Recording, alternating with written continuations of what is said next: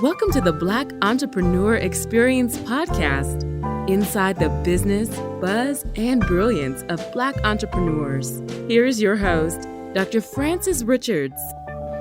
Innovative Thinkers, episode number 421, Innovative Thinker. Thank you for joining us as we elevate the Black entrepreneur experience by interviewing CEOs, thought leaders, innovative thinkers, and Black entrepreneurs across the globe. I'm your host, Dr. Frances Richards. Known as an advocate for Black-owned businesses and the head of the African American Chamber of Commerce of Pennsylvania, New Jersey, and Delaware, welcome Regina A. Hairston. Thank you, Dr. Frances, for having me today. You're welcome. I've given our audience such a brief bio. Why don't you fill in the gaps and share with our audience what you'd like them to know about you and the role that you are operating at the Chamber? Certainly. So currently I serve as the president and CEO of the African American Chamber of Commerce for Pennsylvania, New Jersey, and Delaware. That means that I am the chief advocate for Black business equity in the region, ensuring that Black business owners have the same opportunity and access to capital, to resources that other business owners have as well, and making sure that we highlight them and make them visible to other consumers that are looking to do business with Black business owners. Talk about after the pandemic and taking on this role, because I know you started during the pandemic. Talk about how businesses are flourishing now versus how they were flourishing prior to the pandemic. Certainly. So I came into this role in 2021. I started in January, and I recall the interviews and the language was as we're coming out of the pandemic. And as I continued into this role, I'm like, well, when are we coming out of the pandemic? Because we're still in the pandemic. And as you know, and as your listeners know, Black businesses were at the margins before the pandemic. As it relates to barriers, access to capital was a major issue for businesses. So when the closures happened, those businesses did not have the capital, the cash flow in order to remain open. So what we saw is that 47% of Black businesses compared to all other businesses closed during the pandemic. I'm currently in the greater Philadelphia region. We have a low density of Black businesses prior to the pandemic. What we found and there was a study done in 2018 that found that there was 1.8 Black businesses per 1,000 residents in a city that was 44% Black. And you're talking about over 2.6 million people. So when you do the math on that, is extremely low. As African Americans, we have unique challenges that other folks don't have. When we look at the wealth gap, there's a 228-year gap between Black family wealth and white family wealth. And we know there's several paths in order to close that widening gap. And one of those is business ownership. And so when you look at a city like Philadelphia with such a high poverty rate, then we have to sort of accelerate these pathways to closing that gap. So that is why here at the African American Chamber of Commerce, we ensure that our Black businesses have the resources that they need, not only to stay open, but to thrive. We found that many of our professional services businesses were able to thrive through the pandemic. And why is that? Because there were so many nonprofits, there were so many organizations and other types of businesses that needed their assistance at the time. So we found a lot of growth in those businesses. Unfortunately, when it comes to our brick and mortar businesses that rely on customers and walk-in customers to be able to continue their services, we found that those businesses closed at a 50% rate quicker than any other businesses. Regina, what is your goals for the Chamber? Certainly. So my goal internally is to grow membership. And the reason why I want to do that is because too often we find our Black businesses going it alone and doing it alone and figuring it out as they go. What we found that if they have a community, if they're surrounded with like-minded communities, they're able to close the gap on some of those barriers that they face. And so if we grow our membership, then we know we're growing strong foundational businesses in this region.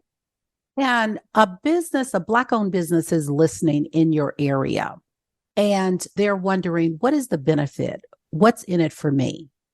Certainly. So first and foremost, we're an advocacy organization. We advocate for legislation and regulations that are conducive to our members being able to do business with ease. That's first and foremost. And I'll give you an example. If you are in the Philadelphia region and you do business in Philadelphia, there's this thing called the business income tax receipt, the BIRT tax. It is a double tax. Philadelphia has the highest business tax, only second to New York, and the only city that has double taxation.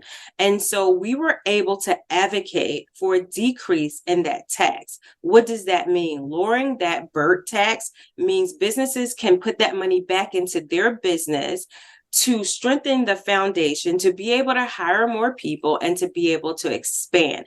That is what you get from the African American Chamber of Commerce. However, that's not something you can actually touch or feel, right? So you say, well, that's all great, but how does that impact me directly? We cultivate networking opportunities for you to be able to create strategic partnerships, or to be in the room where you're in the room with the decision makers that is going to decide on a contract that you may get. I'll give you another example. We had our annual meeting. It's a large event, networking event that we hold every year. We had maybe 700 people there. We had a new member from New Jersey who had just joined. He was able to meet the CEO of Independence Blue Cross. They exchanged business cards. The CEO then went back and sent the business card to his procurement manager. His procurement manager had a meeting with him the following week. He had a large contract with Independence Blue Cross within a month. That does not happen if you're not in a curated room that is specifically there to ensure that you are meeting the decision makers.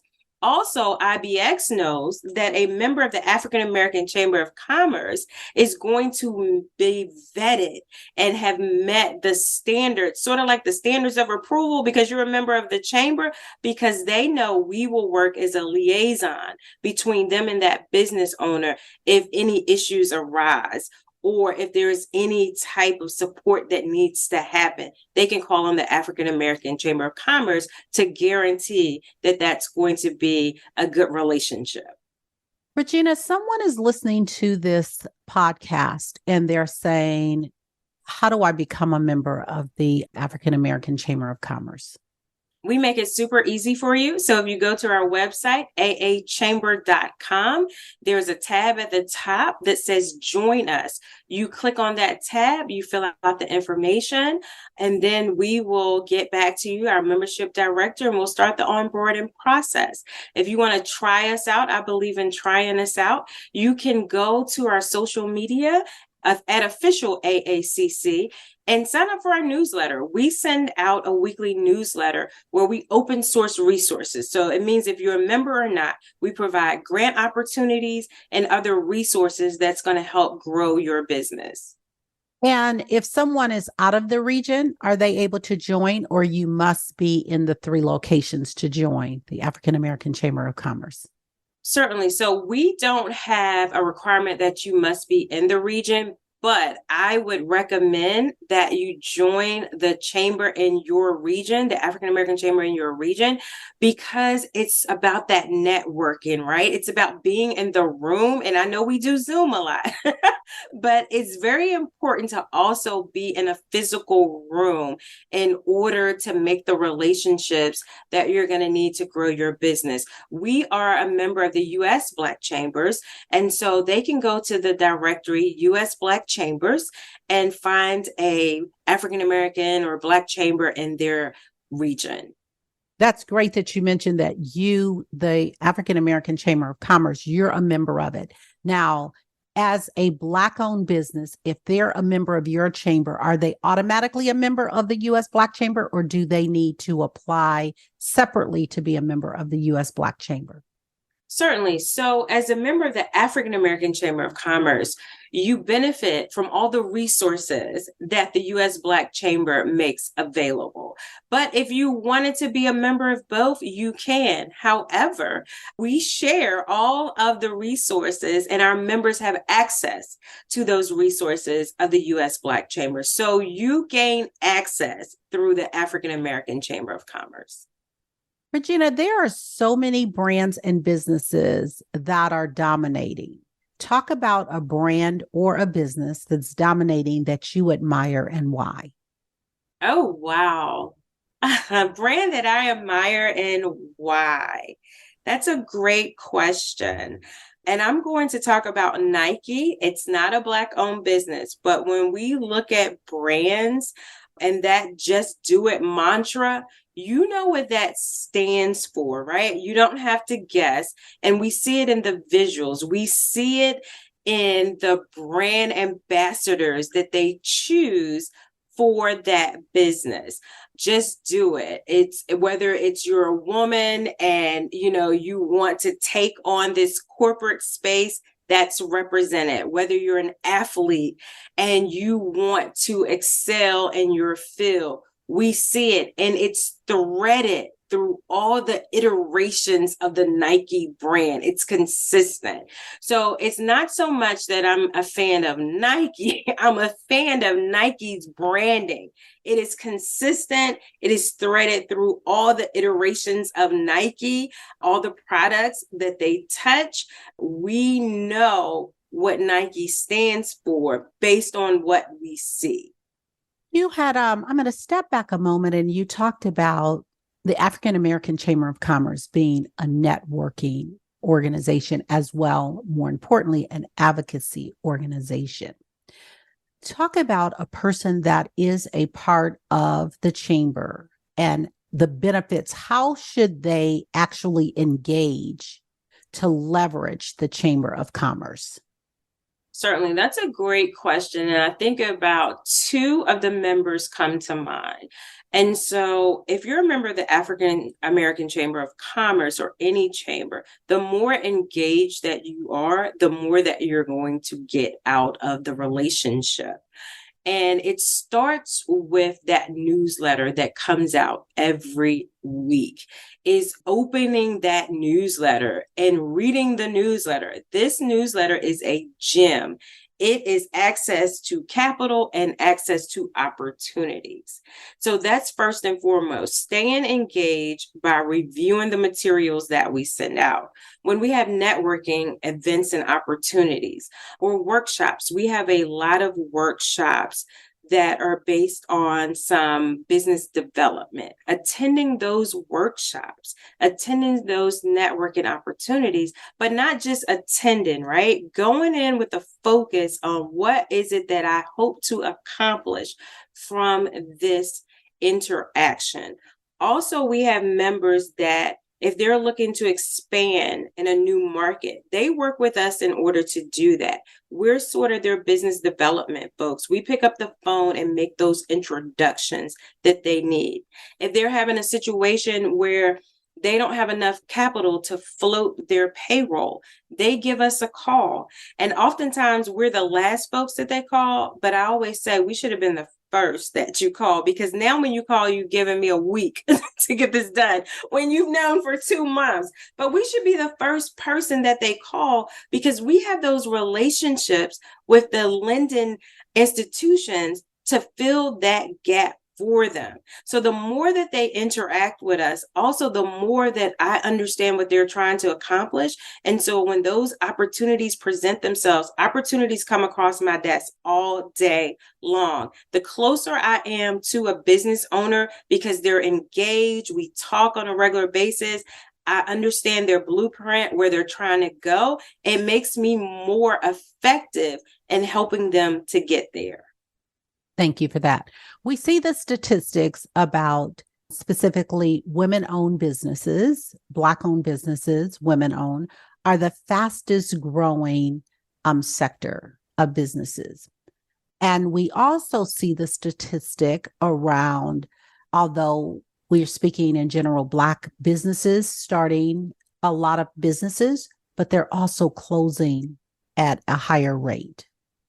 What are some strategies or advice you would give for us to build sustainable Black businesses? Absolutely. And I just want to add some more to that statistic. The reason why we do see Black woman-led businesses cropping up faster than any, but we tend to be in 5 sectors that are the least grossing revenue sectors. And that's why we see that. But we're in those sectors, whether it be healthcare, and there are a few others, we're in those sectors because the barrier to entry is lower. Like if you're going in life sciences, you can't do that off your $5,000 savings account. And that's why you don't see us going into those businesses that are going to generate big revenues. So I would say the 2 things that you need to think about when you start a business is you need to have an attorney. You have to have an attorney, and you have to have a good accountant. That is going to put you on the right track. Too often we see businesses that don't even set themselves up for their structure, whether it be an LLC, sole proprietorship, for you to be able to take the advantage of the taxes that are going to help you sustain that business. So I would recommend that you have those folks on speed dial. There are organizations that can help with that, like your African American Chambers of Commerce or Black Chambers. We connect folks to that back office that is going to help them set up a sustainable business. So those are the first 2 things. The third thing I would recommend is being a part of a community, whether it be in a chamber, whether it be a coalition, whether it be a women's group, but don't go it alone.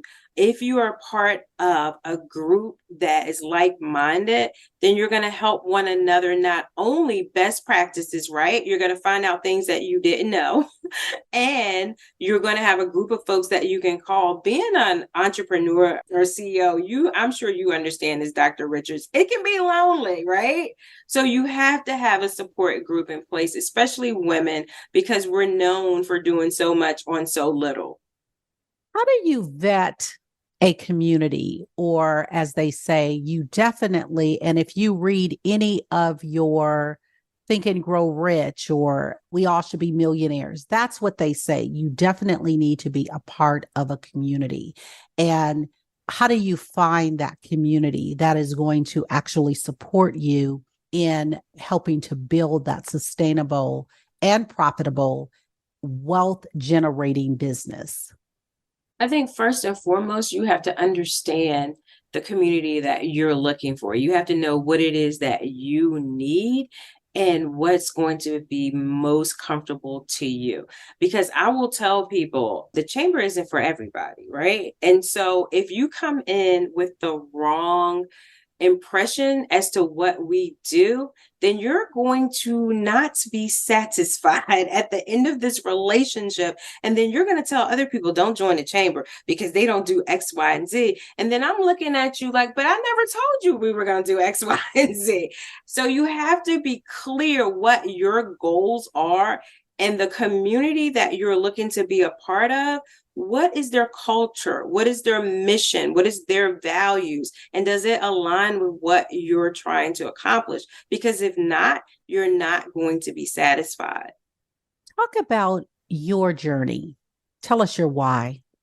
Oh my goodness. So I was raised on a farm in rural Virginia, surrounded by a lot of love and resources, not necessarily money. I was always asking this probing question as a child.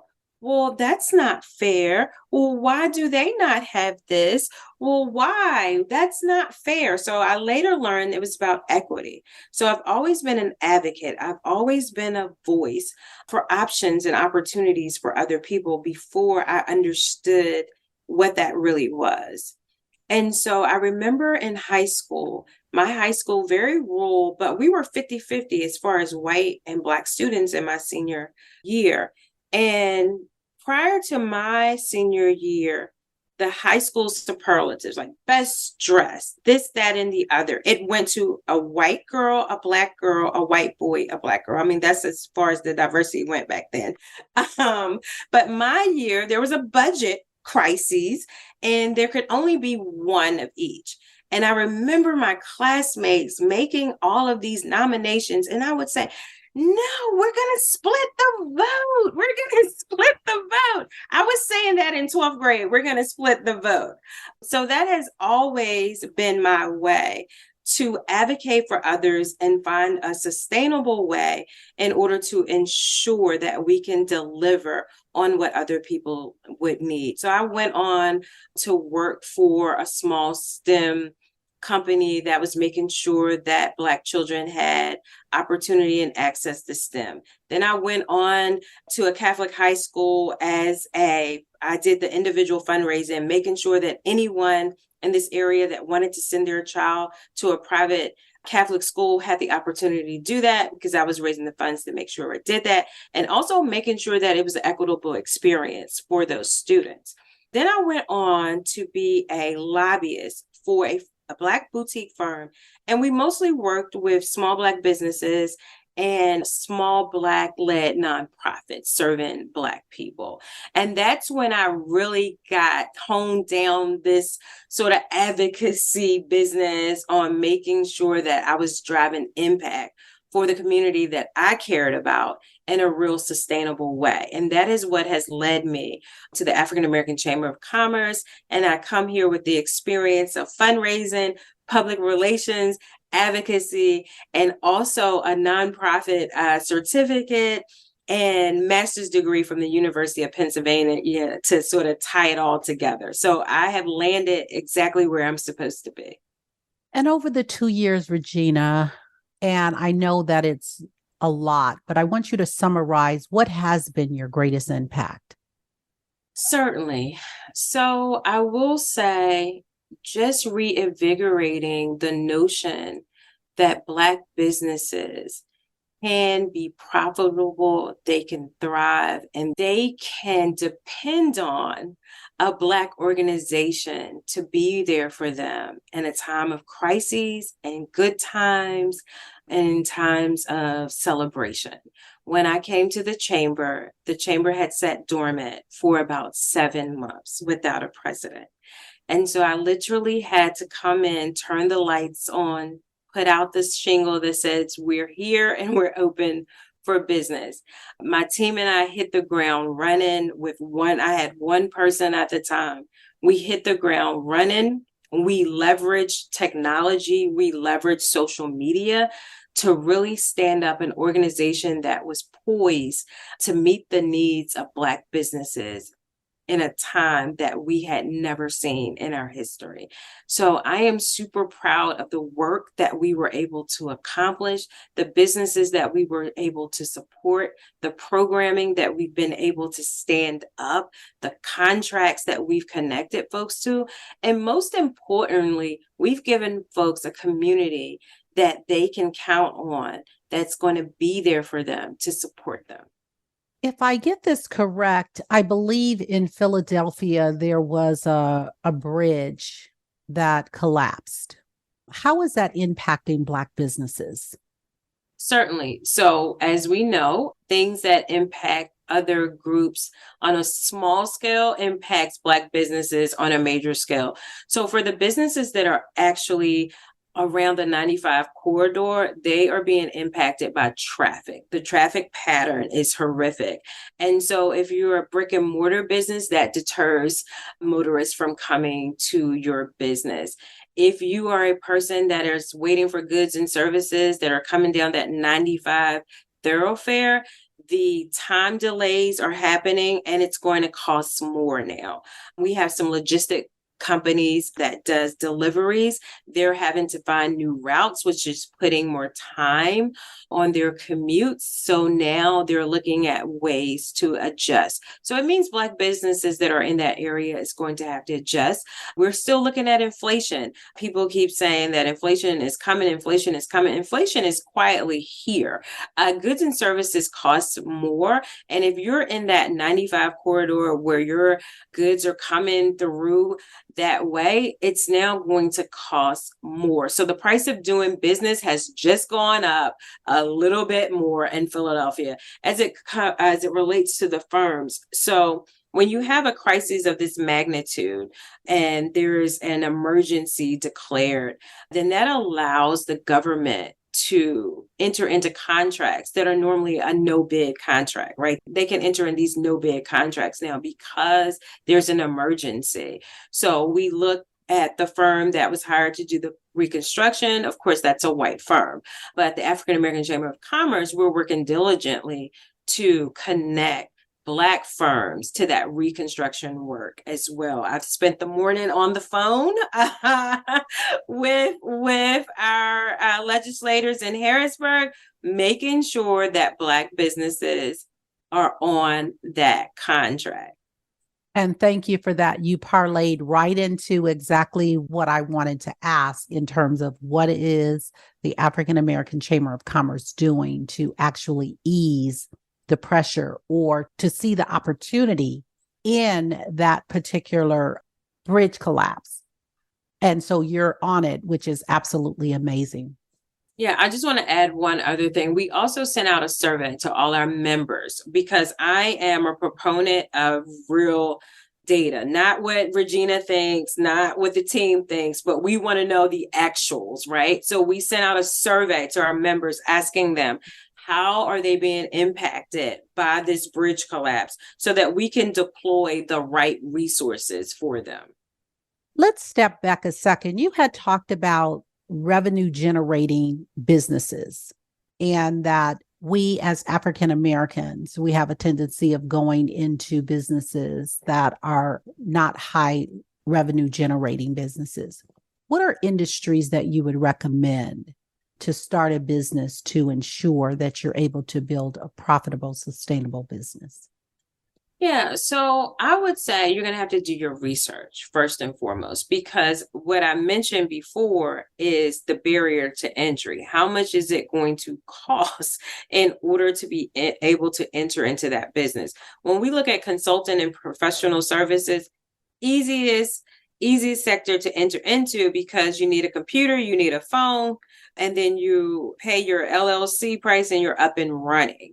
So you just really have to do the research because when you look at the cannabis industry, right, you don't see Black people, a lot of Black people. I see that there's someone in New Jersey who just entered into that space, but the license for that is $1 million. It'll run you around $1 million. So the barrier to entry is quite high for the cannabis industry, but we know that's a profitable industry. When we look at the biotech industries, profitable industry, but it requires a threshold of capital that we have to make sure we have in order to enter into those industries and those sectors. And speaking of access to capital, what are some suggestions to ensure that you are bankable? You're able to get access to capital, or do you have any strategies for creative finances, for financing for people who would like to start a business? Certainly. So we stood a program at the African American Chamber of Commerce, Coaching the Capital, where we look at those exact questions, right? And so when you start a business, the only thing that a bank would have to go on is your personal credit. Your personal credit is what they look at when you're considered a startup. So you want to make sure that you have good personal credit. And oftentimes we just go to the wrong lending institutions. Sometimes a big bank is not the bank for you. You're not at the size level that you're going to get the best relationship. So if you're just starting up, you want to look at a CDFI, which is a community bank. and they have less rigorous standards for lending. And then there's also opportunities with some of the local technical assistance firms that will help with lending. And most cities should have, here in this area, it's called PIDC, Pennsylvania Industrial Development Association, that does very low interest loans. Usually the state has a business loan that is usually a very low interest rate. So it's about researching the lending institutions that you're looking for, especially when your startup are small. The big banks aren't really designed to be helpful to you yet. But if you do start with a big bank, you want to make sure that you have a relationship. You have a relationship manager who is growing with you as your revenue and income grows, the relationship grows. Regina, if you conducted this interview, what is the one question you would have asked yourself? I want you to ask the question and answer it. Oh my, that is a good exercise. I think I would say, you talked about being an advocate and creating opportunities for Black businesses. Why do you do this work? Because this is hard work. And the answer would be because I have a love for the African American community. And I know that if we have access to the same opportunities that everyone else has, that our community will thrive. And it's not only good for the Black community that we do well, it's for the entire country, the entire world, that if we're doing well, then this country will do better. If we're economically sound, then this country is economically sound. You cannot have great communities, great economics, if you don't have a Black community that's thriving and doing well. And that's why I do this work. We've come to the part of our interview. It's called Rapid Round of Fun. I'm going to ask you a series of questions, and I'd like you to give me very quick answers. If there's something you desire not to answer, feel free to say pass. Are you ready for the Rapid Round of Fun? I'm ready. Your ideal car? BMW. The last movie you saw? Pass. Your most desired comfort food? Cake. What food you eat every week, no matter what? Pizza. Your favorite singer or rapper? Whitney Houston. Your favorite dance song? Let's hear it for the boys. You relax doing what? Walking. Work out or hit the couch? Hit the couch, unfortunately. Regina Hairston, thank you so much for joining us on Black Entrepreneur Experience Podcast. Before we let you go, share with our audience the best way for them to connect with you and to do business with you, and feel free to leave all your social media handles. Certainly. Thank you. So the best way to connect with us is by going to our website and going to the contact us and leaving us a message there, aachamber.com. Again, that's aachamber.com. We're on social media, all platforms at official AACC. Thank you, Regina. That's a wrap. Thank you for listening and subscribing to Black Entrepreneur Experience. We would love for you to leave a review and rating on iTunes and share with your friends. For show notes and more episodes, go to www.beepodcast.com. Join us next Wednesday, and remember, green is the new black. So keep your bank accounts and your business in the black.